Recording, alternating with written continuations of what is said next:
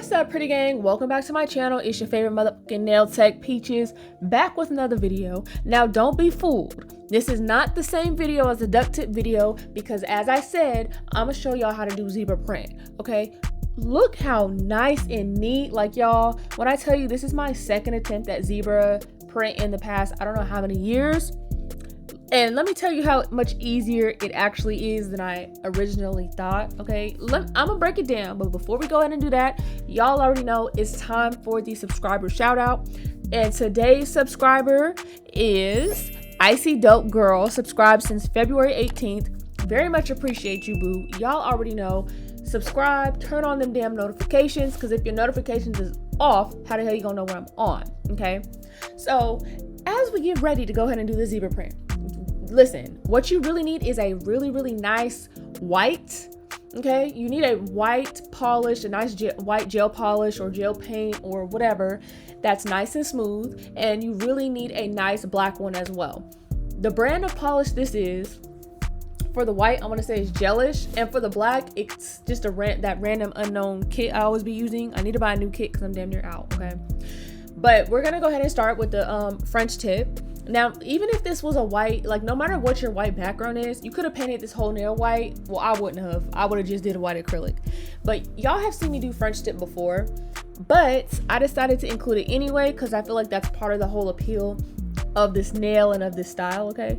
Now, when I do French tip, you guys have seen it before. I typically just start with one side and then go to the other side to go ahead and get my symmetry. And I adjust the middle as needed. Now, because this is like a little Y2K type look, I wanted to make sure that the French was not, I wanted to keep it very rounded looking, but not like too old school, because my whole thing is like old school styles be cute, but it don't have to look old school. Like, I don't want the quality to look old school, because you know, their quality is, you know, like you look back and you like, damn, okay, I guess. So I go ahead and I work with getting the shape first. Now, do you see how nice this white is? Like, it's not too splotchy, it's not too sheer, okay? Don't forget to double check, always double, triple check everything, okay? So you need a nice white background, whether that's with the colored acrylic or if it's just like you're physically polishing like this. If you guys want a more in-depth, like actual French tip tutorial, I have plenty of French tip tutorials here on my channel. So I suggest go ahead and check those out. But a main key, like when I do polish, I don't like to use the polish brush because I feel like it can make a mess. At least with what I have, all my polishes leak because I use them so much. So I like to just use very uniform strokes, okay? I like to get the sidewalls because I used to not until I realized my sidewalls were just too thick, so it looked weird. But really get in all them corners, all them sidewalls, because we want to make this look like I didn't just draw it. We want to make it look like it's just like literally maybe a foil or something. And it's funny because earlier my cousin, she was like, did you stamp it on? Like, how'd you do that? I was like, bitch, I drew it, like, period. And she was like, period. Like, so, you know, it's giving off the vibe it needs to give, okay? So we're gonna go ahead and just continue to show you how meticulous I'm being with this white, okay? Like I said, if you choose not to just do like a French and you do a full nail, you won't have to really go through this process, but you will need to be careful and meticulous with however you paint your white. Do it carefully, okay? Now, I did go ahead with the second layer of white because I wanted there to be less like brush looking strokes basically, but that's why I'm doing it so uniform and so meticulous, because when I go over with the second coat, it's gonna just look even better, okay? It's gonna look even better. So now for the actual zebra print, I pulled up a picture because my mistake the very first time I did it years ago was that I did not even look at a reference picture, and it was given like tiger stripes or something. Like, it just wasn't right. So between these patterns, okay, I realized that zebra print is actually more like, first of all, the lines are not perfectly straight. That's the first mistake I see, okay? Secondly, it's the placement. They're actually way more closer together, way thicker and thinner in some areas, okay? So the thickness varies. The lines look kind of wobbly. And then on top of that, it's really a series of V shapes. Like, if you really look closely at the picture, it's like a bunch of intertwined V type shapes or triangular type shapes. And that was my mistake the first time. I didn't realize I kind of didn't make it as though everything was kind of connected together in a way. Okay, and then even when you look at the ones that's like, there's like single random individual, like not shaped like a V, but individual strokes, they kind of are very close and lean towards those V-shaped areas. Okay, so you see how I made sure that I wanted to really get the look of different areas or different thicknesses within the same lines. I really wanted to make sure that I took it onto the edge as well. And I noticed a lot of people, when they do zebra print, they kind of just do just stripes here and there, or you know, only in certain areas. But when you really look at the pattern and you're referencing a picture, you notice like all areas are taken up, you know. And then on top of that, if you notice, it's either like a downward look or an upward look.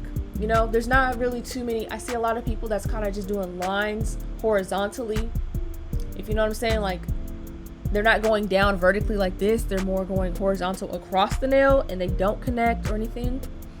And then because this was a French tip, I thought it would be really cool to make sure I went ahead and took the zebra print, a little bit of the black on the smile line, because I felt like it helped the smile line stand out. I felt like it really just further enhanced the look of the zebra print. And honestly, I was really happy with this. I honestly might doggone do zebra print on my dang self for my next set.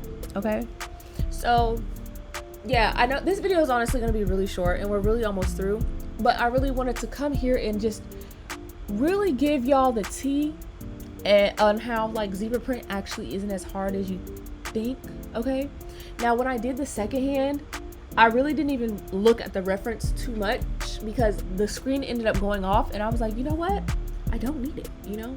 So once again, I'm doing more vertical lines. By vertical, I mean like the points are facing up and down. And horizontal, that would be side to side. I prefer this type of look. This particular line in general right here, the one I just did, I could have made it a little bit more like wobbly looking, but I was still happy with it. Like, see how this one I'm doing right now is more like of a, you know, little wave and wobble. Could have been a little bit more like that, but you know what, overall I'm pretty happy with the fact that I have not attempted zebra print in literally over a year. Okay, and that this print was actually successful. I was actually really shocked at how well it came out.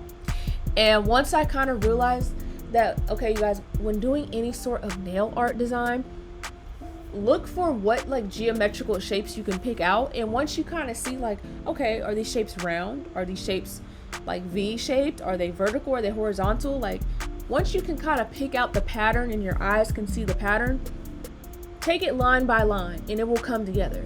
Okay, now sometimes things don't work out how you think, because you know, everybody's not good at everything. Okay, every design is not for everybody and you have to keep practicing, and that's okay.